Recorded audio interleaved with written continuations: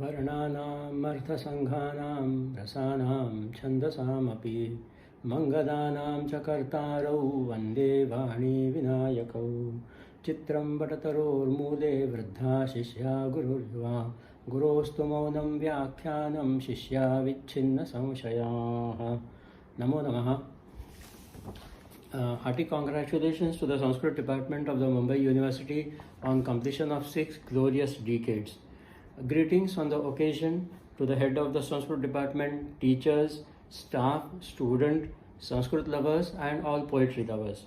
Sincere thanks to Dr. Shakuntala Gowde Madam and the entire Diamond Jubilee team for giving me an opportunity to talk on the occasion and participate in the celebrations. My feelings at the moment are the very same as those expressed by Mahakavi Kalidasa in the opening verses of the Rturaaj Vasant. What I am going to talk today comes out of what I have gathered from the department during my association with it of more than a decade. I take this opportunity to express my gratitude and warm regards towards my teachers who have been so encouraging and generous. I feel privileged to be able to return even a tiny fraction. I am glad to be speaking about a work of Sanskrit literature. It is through literature that a language grows and flowers, and the subject of this talk today is the poem Rtusamhara of Mahakavi Kalidasa. Kalidasa is reticent about himself, but much has been talked about him by experts and admirers. It is acknowledged that Kalidas authored 3 plays, 2 court poems and 2 lyric poems. Lyric poetries or khandakavyas are anthologies of free verse with a common theme, whereas court poetries or mahakavyas are narrative poems. Mahakavyas, as the name suggests, are lengthier compared to khandakavyas, which are shorter. Mahakavyas are narrative based and khandakavyas are experience based.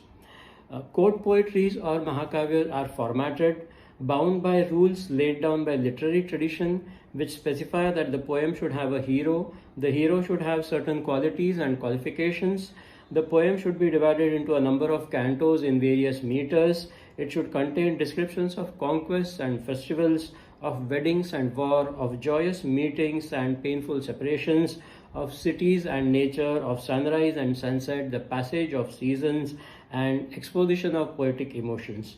These are a few. These are all woven into the dominant narrative. The purpose of this narrative should be promotion of the good, censure of the evil, and achievements of the 4 ends of human life. For lyric poetries, there are no such rules specified. There is no strict need for a narrative. Khandakavyas are freer from the point of view of expression. The independent verses are strung together by a common theme, like, for example, a particular sentiment. There are numerous anthologies of verses on the erotic sentiment, that is the Shringara Rasa, which make up the Shringara Shatakams. Many compositions are devoted to Bhakti Rasa, that is Bhakti Kavyas, adoration of deities, and there are compilations of Subhashitas on various topics, on all topics from the profane to the exalted. The aesthetic exposition of Rasa, the aesthetic exposition of the theme is more important. The supreme purpose of lyric poetry is rasanubhuti, that is the experience of the aesthetic sentiment. I like to compare these 2 literary formats with parallels in films. Mahakavyas are like feature films which have song and dance sequences, they have suspense and romance, they have action and story, they have photography and technical expertise, they are a masala film which caters to popular taste. Khandakavyas, on the other hand, is like an art film which is focused on a certain subject. It has concentrated essence worthy of being savored by a niche audience, the Sahridayas and the Rasikas. Of the 2 Khandakavyas of Kalidasa, the Meghadutam is an all-time favorite with conversers. It has been commented upon profusely and translated prolifically. I am going to talk about the Rtusamhara, which has attracted comparatively less attention, though it is notable that this was one of the first Sanskrit works to be translated, printed, and published in 1792 by William Jones into English. The title of the work, Rtusamhara, is a compound of two words, Ritu meaning season and Samhara meaning a collection or an aggregation. Samhara from the verb harati with the prefix sam usually means destruction or annihilation. It also has another seldom used meaning, which is collection, a compilation, or aggregation. This is an example of the word being used in a lesser known sense. There is another famous play by the name Rtusamhara, where the word Samhara has also been used with the meaning of collecting or putting together. Ritu means a season. It is derived from the same root as Rita, from the verbal root ru, to go. Rturarter gati karmanaha, says the Nirutta 225. Rita is the natural phenomenon in the world. It is the impersonal cosmic order. Ritu means a change which happens cyclically and within a chain of changes that follow each other in a certain order. It is something to be reckoned with and looked forward to. I would have loved to name the Rtusamhara as Rtuhara, Rtusamhara, very colorful and fragrant. The contents of this romantic work would also deserve a title of Rtusringara.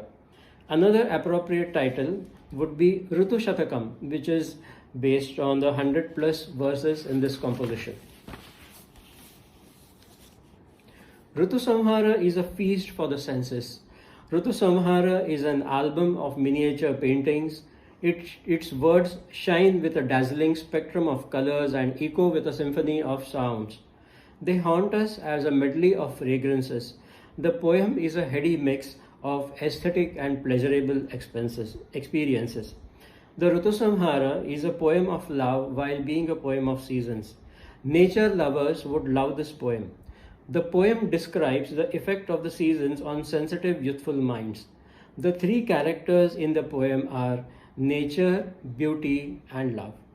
Rtusamhara is about seasons experienced in peninsular India and the response of men and women, animals and birds, and the plant world to these seasons.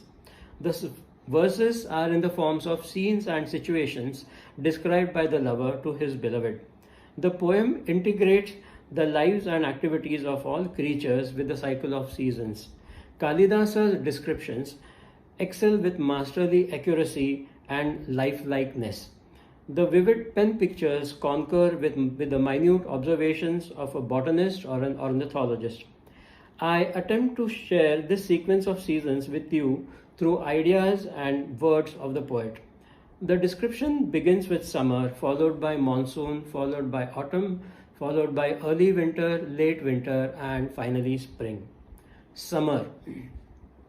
Prachanda surya spruhiniya chandrama sadavagaha ksamavari sanchayah dinantaramyobhyupashantha manmatho Nidagakalo yamupagatah priye.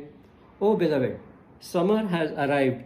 The sun is terrible, the moon is desirable, the water bodies are fit to be soaked in, evenings are pleasant, passion is languorous. This verse is in the Vanshastha meter. The first verse of all the cantos is in the same meter. Kalidasa begins his poem by describing the torrid summer. Creatures are tormented by the heat, and in commiseration they fancifully rise above their mutual enmities. There are forest fires, thirsty buffalo roaming with frothing mouths, wild boars digging for water, elephants and lions weary. The hot wind whirls up the dry dust. City dwellers alleviate the heat by wearing white silk and pearls, sandal paste and perfumes. Perspiration is bothersome and libido is weakened. They enjoy music and drinking parties on the terraces in the moonlight. I wonder how Kalidas overlooked the mango, which is the king of the fruits and a delight in summer. After summer comes monsoon. Kuvalaya dala nilair unnataistoya namrair mrudupavana vidhutair mandamandam chaladbhi अपहृतमिव चेतस्तो यदैः सांसेन्द्रचापैर् पथिकजनवधूनां tadviyogakulanam. This verse is in the Malini meter, and the last verse of every canto is in this meter. The meaning of this verse is, it appears as if the heart of the wives of travelers who are agitated because of the separation are taken away by the clouds, which are blue like the lilies, decorated by the rainbow, high in the sky but bent low because of the weight of the water, and sailing slowly, nudged by the gentle wind. Monsoon comes like a king mounted on a trumpeting dark elephant, which are personifications of the cloud and the thunder. Sometimes the rainbow is seen, and at times lightning streaks across the sky. All creatures are rejuvenated by the showers. Fresh new green grass sprouts, red Indragopa insects appear, rain cascades down hillsides in waterfalls, and swollen rivers rush like impassioned women. Blue peacocks unfurl their moon-marked feathers. Kadamba, bakula, screw pine, and various species of jasmine are in bloom. Lovers rejoice in each other's company. Variants of the simile, like the metaphor, that is utpreksha, trope, that is rupaka, and poetic illusion, that is bhrantiman, are seen in all the cantos. After monsoon, the autumn arrives.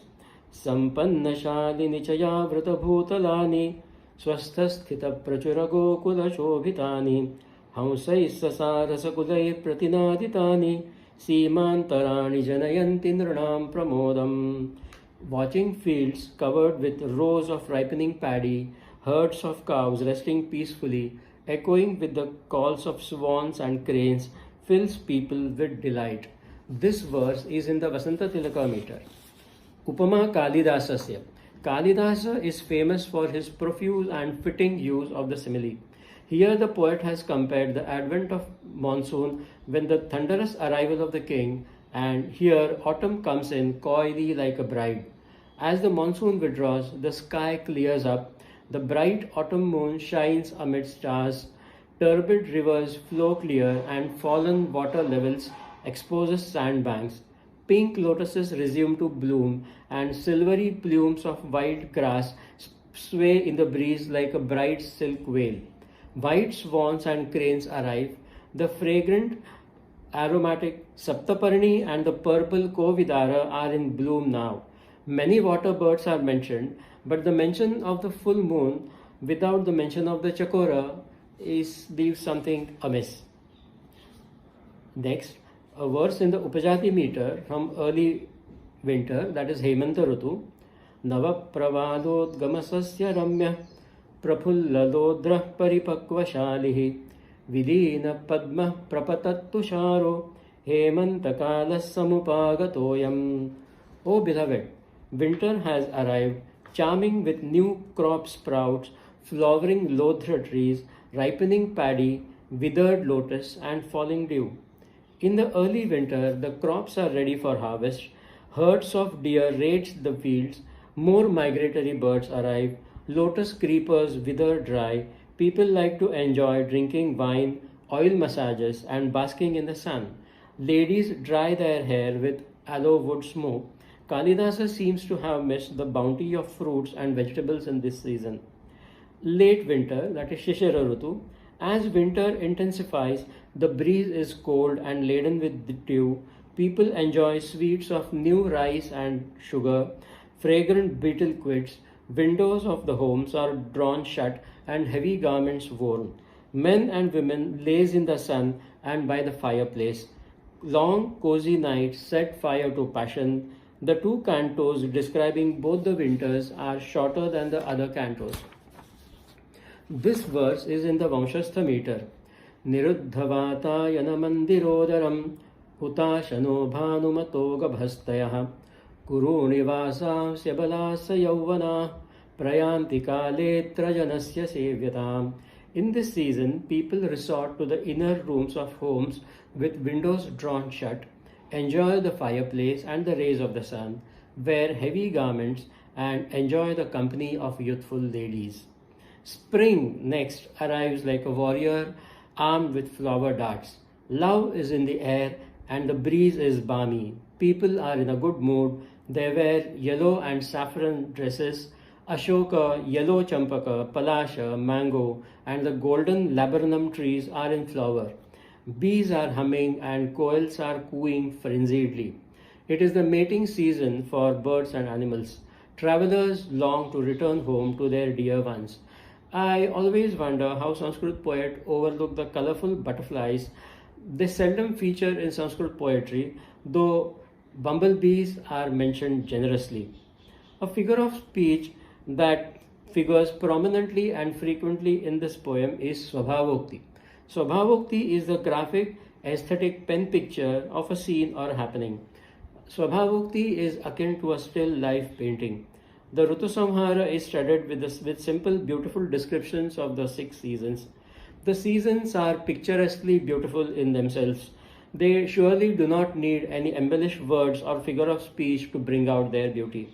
This verse in the Upajati meter is an example.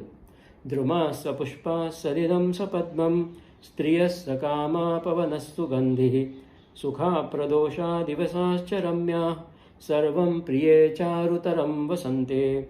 Trees are in flower, pools are covered with lotuses, ladies are loving, the breeze is fragrant, evenings are beautiful, the days are pleasant, everything is more charming in spring, O beloved. Ending the poem with spring is in keeping with the Indian tradition of a pleasant ending. The mild spring after the hot and cold of the other seasons is more enjoyable. Spring is the season of germination, and this indicates the beginning of a new cycle all over again. The Rtusamhara has 6 cantos, 1 canto for every season. The poem has a total of 144 verses plus 14 interpolated verses. The cantos describing summer, monsoon, and spring have 28 verses. Autumn has 26 verses, and the winters have 16 and 18 verses respectively. Meters with 11 or 12, 14 or 15 syllables have been selected, namely the Indravajra, the Upajati, Upendravajra, Vanshastha, Vasanta Tilaka, and the Malini meter. The verses in the cantos are in meters more than one. Vanshastha and Malini are used more than other meters. The benedictory verse of this entire poem is in the 19 syllable Shardula Vikridita meter. That is the only shloka which is in the Shardula Vikridita meter. By the way, I would also like to share that the Indian classical tradition recognizes 6 seasons of 2 months each. This system is also followed by some indigenous peoples in North America and in Australia. In the regions close to the equator, all year round it is the same season, or one may say that all seasons are enacted during the duration of a day itself. In the polar regions, there are only 2 seasons, day for 6 months followed by night for 6 months. This corresponds to the 2 ayanas based on the axial tilt of the earth. In the temperate regions, seasonal changes are marked by the 2 equinoxes and the 2 solstices. These 4 seasons are more noticeable and absolutely spectacular. The reckoning of 4 seasons, spring, summer, autumn and winter, is followed in the European and Chinese cultural spheres. The fashion designing industry uses a 12-season cycle, and the 24 seasons agricultural calendar used in Japan and Korea corresponds to the 24 fortnights in a year. Every day is unique and different. Today is not like yesterday, and tomorrow will not be like today. I would love to treat each and every day as a different season. Hopefully someday there would be a poem like the Rtusamhara which describes the 365 seasons. It is a pity that such an exquisite poem be the subject of a controversy, whether it was written by the same poet who wrote the Shakuntalam and the Meghadutam or some other namesake. Though the Rtusamhara is attributed to Kalidasa, doubts are expressed by certain scholars about the authenticity of Kalidasa's authorship. One of the points that props this notion is that Mallinatha Suri, the critic from the Vijayanagara period, who has written commentaries on the other poetries of Kalidasa, is silent about this particular work. Vallabhadeva of Kashmir, in his compilation Subhashitavali, quotes only 4 verses from the Rtusamhara, 2 ascribed to Kalidasa and 2 as anonymous. Perhaps this is an early creation of the budding poet Kalidasa, or I feel probably it was composed in some sort of hurry. Perhaps the unadorned simple beauty of the composition did not require commentary for appreciation, because of which the commentary was not written. Perhaps the medieval penchant for ornate and complicated compositions considered this poem too simplistic. Such assumptions only serve to create an impediment in the appreciation of this poem. As Abhinavagupta says, if the mind is already conditioned, it is unable to respond and enjoy. Kalidasa is the foremost name in Ritu poetry after Valmiki. The language, style, and the flora and fauna of the seasons described very closely tally with similar descriptions in the other works of Kalidasa. Scholars such as MacDonald and A.B. Keith support the authorship of Kalidasa. Poetically, perhaps I feel such a charge makes the poem only more interesting. To borrow the words of Kalidasa, to borrow the ideas of Kalidasa, like the stain on the moon makes it more charming, the piece of moss sticking to a beautiful lotus makes it more beautiful.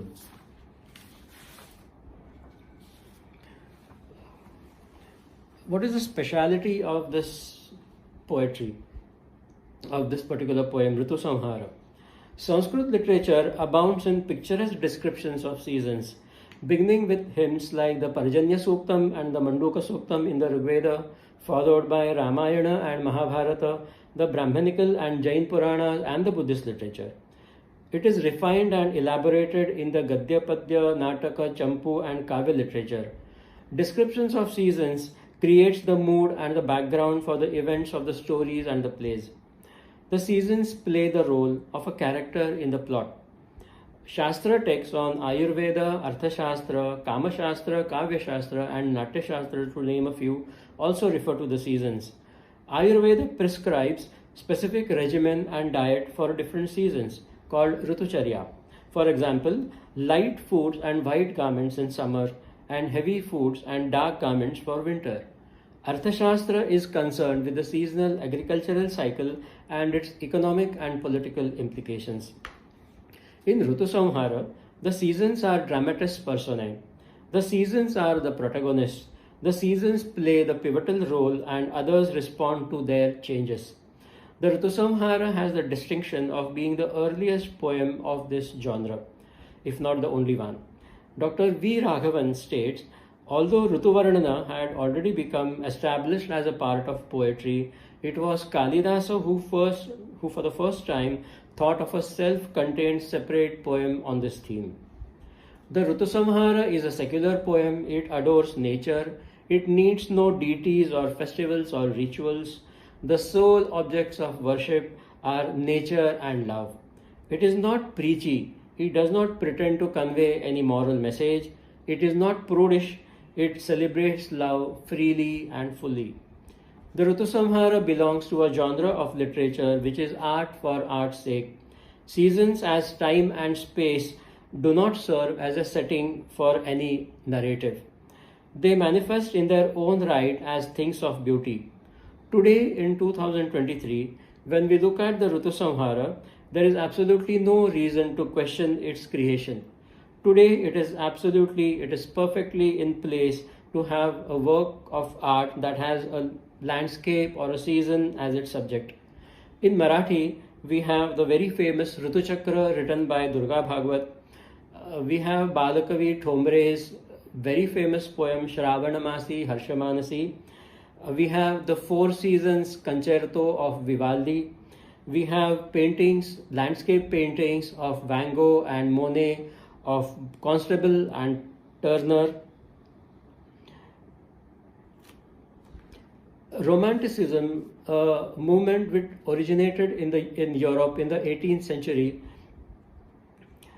towards the 18th century, has glorification of nature as an integral part. Wordsworth, Shelley, Keats, and Tennyson represent this movement. Arvind Ghosh says, indeed, by conception, form, and execution, the Rtusamhara is superior to anything in the line written in the West. Considering all this, in my view, Kalidasa is avant-garde. Indeed, a poem much ahead of his times. Perhaps the Rtusamhara paved the way for season-themed poetry in Indian languages in medieval and modern times. Beyond Sanskrit literature, we come across the Baramasa poetry in many North Indian languages, where the seasons are highlighted through some common thread. Usually it is the separation from a beloved. For example, in the Padmavat in Old Hindi, we have a Baramasa, which speaks about separation from beloved. There are Baramasas with details of festivals and foods, rituals and agricultural activities in the 12 months. The Guru Granth Sahib also features a Baramasa where seasonal changes are given a symbolic philosophical meaning. Traditional indication of seasons and landscape are also found in Tamil Sangam literature where they are called Tinai, and Japanese haiku poetry where they are called Kigo. Appreciation of seasons is abundantly found in the painting and music of India.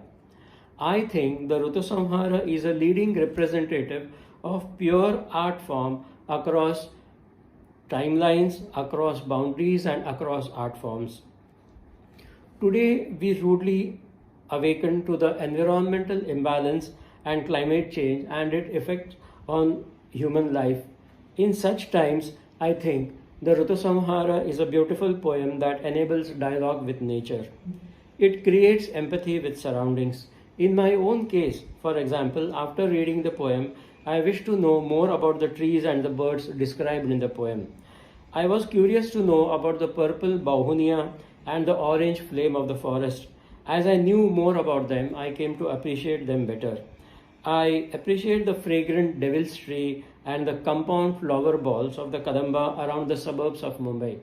I appreciate the fall colors and keenly follow the migratory birds in winter. The Rtusamhara makes one fall in love with the beauty of nature.